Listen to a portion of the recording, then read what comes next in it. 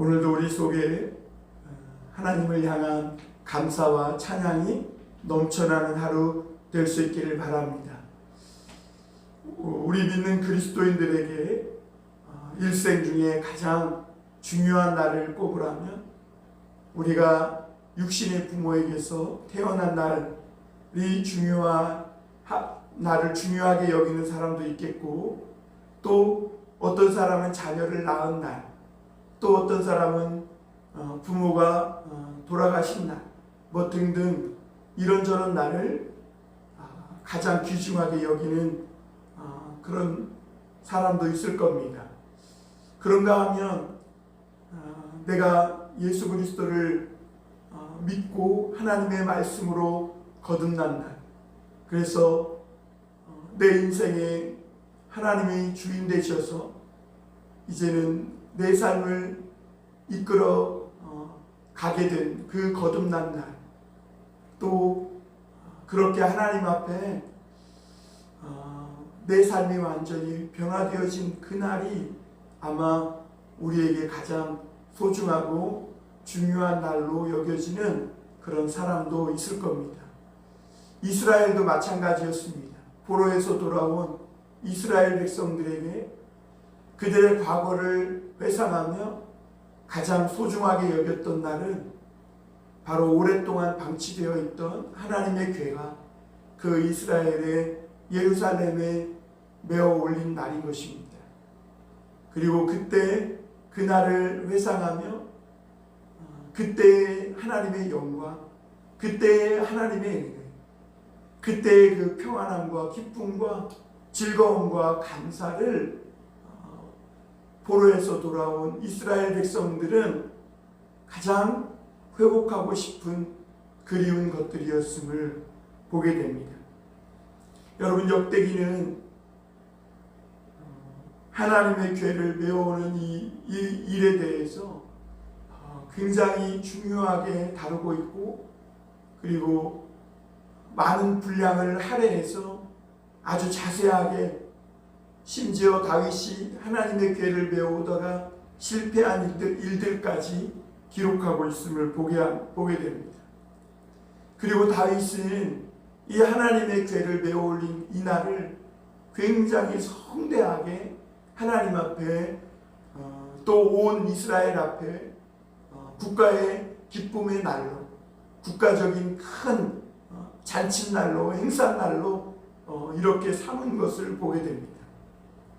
다윗이 왕으로 즉위한 날도 아니고, 그리고 무슨 예루살렘 큰 성을 건축했다거나 어떤 큰 국가적인 눈에 보이는 가시적인 큰 성과가 있는 그날도 아닙니다. 하나님의 궤, 어떻게 보면 별것 아닌 거죠. 그냥 레위인이 메어 올려도 되죠. 그런데도 그날을 다윗은 온 이스라엘에 정말 가장 중요하고 소중한 날로 여겨서 국가적인 큰 행사로 사람들 앞에, 하나님 앞에 예배하며 삼은 것을 보게 됩니다. 왜 그러냐? 왜 다윗이 이렇게 하나님의 궤에 메어 올리는 일을, 어떻게 보면 외국에 있는 나라들이 그렇게 중요하게 여길 법한 그 날이 아닌 그 언약궤를 메어 올린 그 날이 왜 그렇게 다윗은 온 이스라엘의 국가적인 날로 삼았는가? 왜냐하면 이것은 이스라엘이 어떤 나라요, 또 다윗의 나라가 어떤 나라인지를 보여주기 위함인 것입니다.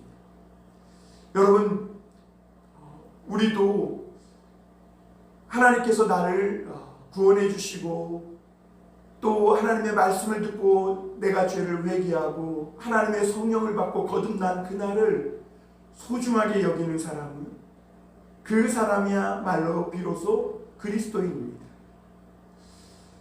사람은 두 번 태어나면 한 번 죽고 한 번 태어나면 두 번 죽는다고 하지 않습니까? 우리가 육신의 부모에게서 태어난 날도 소중하지만 그것보다 더 소중한 날을 우리가 하나님의 말씀으로 거듭나 다시 태어난 날입니다.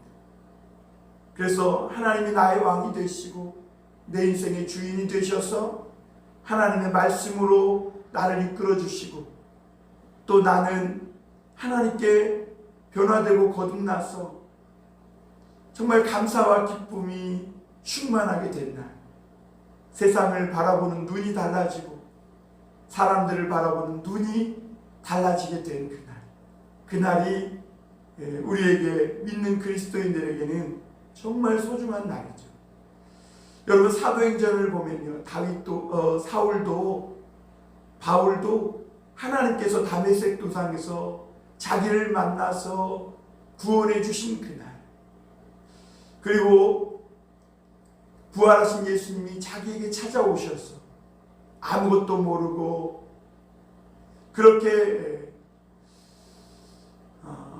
나대던 이 사울이라는 청년 바울을 구원해 주신 그날을 바울은 잊지 못합니다.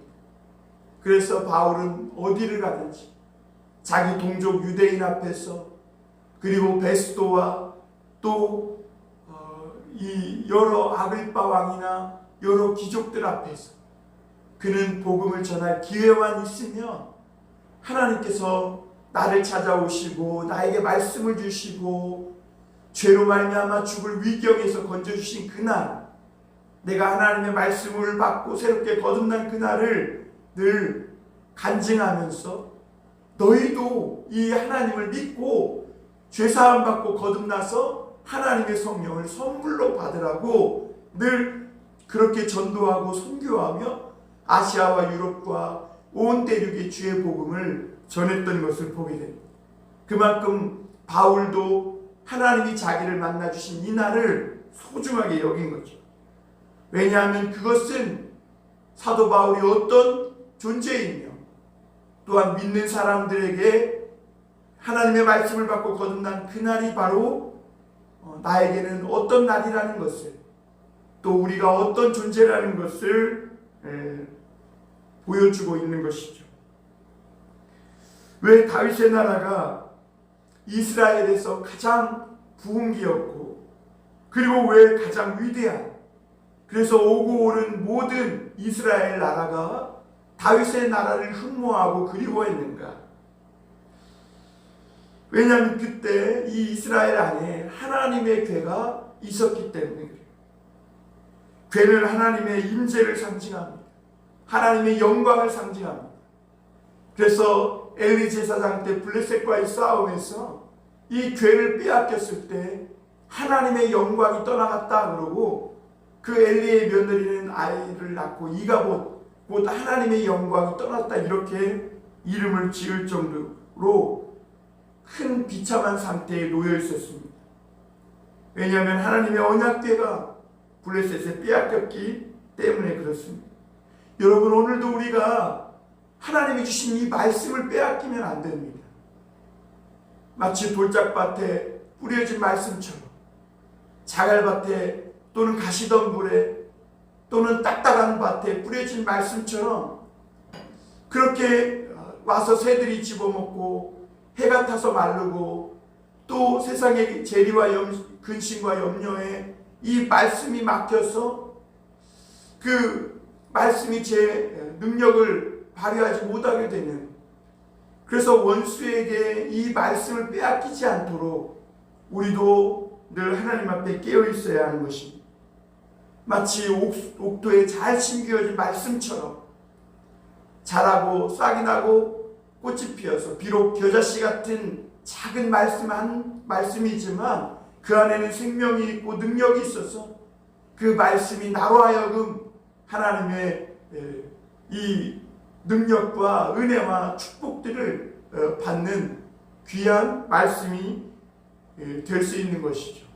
그래서 이 말씀이 우리 마음속에 옥토와 같은 그런 마음밭에 떨어지면 30배, 60배, 100배의 열매를 맺는 것입니다. 그래서 이 이스라엘 이 나라에게도 이 하나님의 이 말씀이 있었을 때, 하나님의 궤가 방치되어서 기럇 여아림의 블레셋에 이리저리 어디에 있는지도 알 수 없었던 이 하나님의 괴가 마침내 다윗에 의해 예루살렘에 들어오게 되었을 때, 이 다윗의 나라는, 이스라엘 나라는 가장 부흥하고 가장 하나님께서 축복하시는 하나님의 임재와 영광과 도우심이 있는 나라가 된 것입니다. 그래 하나님은 이 다윗에게 놀라운 축복을 주신 것이죠. 마치 하나님의 괴가 이스라엘 백성에게 있을 때 광야에서 한 사람도 목말라 죽거나 양식이 없어 죽은 사람이 없었던 것처럼, 그렇게 하나님의 괴가 그 광야에서 길을 잃어버리지 않고 마침내 가나안에 도착하기까지 그들을 이끌고 인도해 주신 것처럼, 하나님은 이 다윗의 나라를 축복해 주시고 인도해 주신 것이죠. 오늘 저와 여러분들에게도 마찬가지입니다. 우리가 하나님이 우리에게 찾아오시고 우리에게 말씀을 주시고 거듭나게 하셨을 때, 그 하나님의 말씀을 잊지 않고 하나님의 말씀이 우리를 인도하는 대로 순종하며 나아갈 때, 하나님은 우리의 삶을, 인생길을, 광야 같은 인생에서 길 잃어버리지 않고 또 방황하지 않고 마침내 하나님의 그 약속하신 가나안 땅에, 하나님이 약속하신 그 나라에 이르기까지 우리를 축복해 주시고 인도해 주시는 줄 믿습니다. 여러분, 다윗이 이렇게 놀라운 나라를, 모든 세대들이 부러워하는 그런 하나님의 임재와 영광이 충만한 나라를 세울 수 있었던 것은 다윗에게 특별한 정치적 능력이나 어떤 탁월한 다른 어떤 지혜나 다른 특별함이 있었기 때문이 아닙니다. 다윗에게는 오직 한 가지가 있었는데 그것이 바로 하나님의 괴였습니다. 탁월한 통치자의 능력이 있었다면 하나님의 괴가 함께함으로 하나님의 임재와 있었기 때문에 다윗이 이렇게 탁월한 통치자의 능력을 발휘할 수 있었던 것이죠. 이스라엘은 바벨론 70년 포로에서 돌아왔을 때 그들이 가장 그리워하고 빨리 회복하고 싶어 했던 장면이 오늘 역대상 16장 1절 2절의 장면입니다. 우리 1절 말씀 한번 다시 보겠습니다. 하나님의 궤를 메고 돌아가서 다윗이 그것을 위하여 친 장막 가운데 두고 번제와 화목제를 하나님께 드립니다. 마침내 매를 베어 올리고 이 다윗과 함께 모든 이스라엘 백성은 하나님 앞에 번제와 화목제를 드렸습니다. 여러분 바벨론 70년 동안 이스라엘이 하고 싶었던 것이 뭘까요? 하나님 앞에 이 성전에 나아가 번제도 드리고 이 화목제도 드리고 하나님 앞에 이 제사를 드리며 하나님이 주신 이 제물들을 또 온 이웃과 사랑하는 이들과 함께 나눠 먹으며 교제하는 그때 그 모습 아니겠어요? 하나님의 말씀 앞에 서서 이렇게 제사 드리며 찬양하고 죄를 사해 주신 하나님께 감사하면서 그 마음으로 이웃들과 용서하며 사랑을 베풀며 음식을 나눠 먹는 그 기쁨, 그 은혜, 그것을 아마 회복하고 싶었고 또 그들에게는 가장 포로에서 돌아온 후에 하고 싶은 최고의 버킷리스트였을 겁니다. 그래서 2절에 보면 다윗이 번제와 화목제를 드리기를 마치고 여호와의 이름으로 백성에게 축복하고, 그렇습니다. 이렇게 백성들은 하나님 앞에 제사하고 예배하고 또 하나님은 그들을 축복합니다. 그리고 3절에 보면 남녀를 물어나고 모든 예배한 자들과 함께 음식을 나눠 먹습니다. 그게 정말 하나님을 사랑하고 하나님의 축복을 받고 그 은혜와 축복 속에서 다른 사람들을 또한 사랑하며 하나님을 사랑하고 이웃을 사랑하는 그야말로 하나님이 기뻐하시는 그 나라를 세우기를 원했던 것이죠. 여러분, 이 바벨론 70년 동안 이 이스라엘 백성들은 하나님 앞에 제사를 드리지 못했을 것 아닙니까? 또 마음껏 찬양하고 감사하며 이웃들과 이 떡을 나누고 음식을 나누고 또 하나님의 축복을 받는 그런 일들이 끊어져서 얼마나 하나님께 예배하고 하나님의 축복을 받는 이 일들을 하고 싶었을까요? 그래서 바벨론 포로에서 돌아온 이스라엘 백성들은 다윗이 언약궤를 메어 올리고 하나님께 예배하고 백성을 축복하고 감사하며 음식을 나눠 먹던 그 정말 기쁨과 은혜와 감사가 충만했던 때를 집중해서 기록하고 있는 것이죠. 그리고 놀라운 것은요, 다윗은 또 이날을 그냥 하루 하나님의 궤를 배워왔구나 그러지 않고 이날을 기념해서 계속 하나님을 찬양하고 섬기게 하고, 그래서 오늘 4절에 보면 또 레위 사람을 세워 여호와의 궤 위에서 섬기며 궤 앞에서 섬기며 이스라엘 하나님 여호와를 칭송하고 감사하며 찬양하게 하였습니다. 그러니까 이날을 기념하며 계속해서 하나님을 칭송하고 찬양하며 감사하게 하였다는 거예요. 여러분, 우리도 우리가 태어난 날, 이 생일날을 기념하고 매해마다 그날을 누군가가 축하해 주기를 바라잖아요. 여러분, 다윗은 이스라엘이 다시 태어난 날, 하나님의 궤를 메어 올리고 하나님의 인재와 영광이 충만한 그날을 많은 찬양하는 많은 사람들과 또 이스라엘 백성들을 세워서 그날을 기억하게 하고 찬양과 감사가 끊이지 않게 했다는 겁니다. 그래서 오늘 6절에서 36절까지는 7절에서 36절까지는 다윗의 이 찬양과 감사가 남아요. 그러면서 다윗의 이 찬양의 감사의 특징적인 내용이 뭐냐면 이 10절에 보면 그의 성호를 찬양하라. 여호와를 구하는 자마다 마음이 즐거울지로다. 하나님을 구하는 자마다 마음이 즐거울 것이다. 하나님의 궤를 메어 올린 그날 다윗과 함께 온 이스라엘 백성들은 정말 마음이 즐거웠습니다. 여러분 또한 여호와와 그의 능력을 구할지어다. 항상 그의 얼굴을 찾을지어다 그랬어요. 여러분, 여기서 하나님 여호와의 얼굴은 하나님의 임재를 말하는 겁니다. 오늘도 어떤 어려운 상황과 희망이 사라지고 절망이 드리워진 그런 상황일지라도 그 자리에서 여호와의 얼굴, 하나님의 임재를 구하고 찬양과 감사할 때 하나님은 그 혹독한 시련도 이기게 해주시고 정말 절망이 하마처럼 크게 입을 벌리고 우리를 삼키려 할지라도 찬양과 감사로 하나님의 얼굴을 구하고 하나님의 이름을 찬송할 때 그 현실을 이기게 되는 초현실적인 능력을 우리에게 주시는 줄 믿습니다. 그래서 15절에 보면 14절 15절에 보면 그는 여호와 우리 하나님이시라. 그의 법도가 온 땅에 있도다. 너희는 그의 언약 곧 천대에 명령하신 말씀을 영원히 기억할지어다. 그렇습니다. 이제 다윗의 나라는 온 땅에 하나님의 법도가 있는 날입니다.